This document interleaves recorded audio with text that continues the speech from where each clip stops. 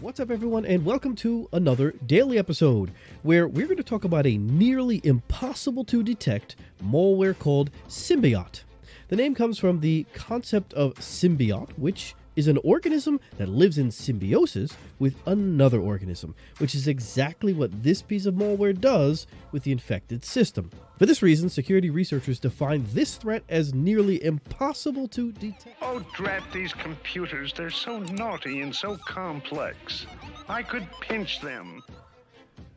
Unlike other Linux threats, Symbiote needs to infect other running processes to inflict damage on the compromised machines. It is a shared object library that is loaded into all running processes using ld_preload, and like a parasite, then infects the machine. Once the malware has infected all the running processes, it provides the threat actor with rootkit capability and supports data stealing capabilities. Hey, congratulations, you're doing a great job by wanting to learn about the nearly impossible to detect Symbiote malware. I appreciate your support by watching my episode about it. If you are new to my channel and have not already, please consider subscribing to my channel and smashing the bell to be notified when I upload new episodes where I give you the daily cyber news, as well as insights into the newest important cybersecurity news stories like this one.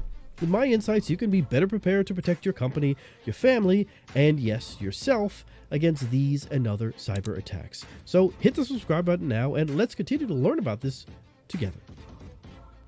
The malware was first spotted in November 2021. Experts believe it was designed to target the financial sector in Latin America, such as Banco do Brasil and CaixaBank. Once the malware has infected a machine, it hides itself, and any other malware that's used by the threat actor is also being hidden, making infections very hard to detect. Performing live forensics on an infected machine may not turn anything up, since all the files, processes, and network artifacts are hidden by the malware. In addition to the rootkit capability, the malware provides a backdoor for the threat actor to log in as any user on the machine with a hard-coded password and to execute commands with the highest privileges, read the report published by BlackBerry. Since it is extremely evasive, the Symbiote infection is likely to fly under the radar. In our research, we haven't found enough evidence to determine whether Symbiote is being used in highly targeted or in broad attacks, according to the researchers. When an administrator starts any packet capture tool on the infected machine, BPF bytecode is injected by that tool into the kernel that defines which packets should be captured. In this process, Symbiote adds its bytecode first so it can filter out network traffic that it doesn't want the packet capturing software to then see.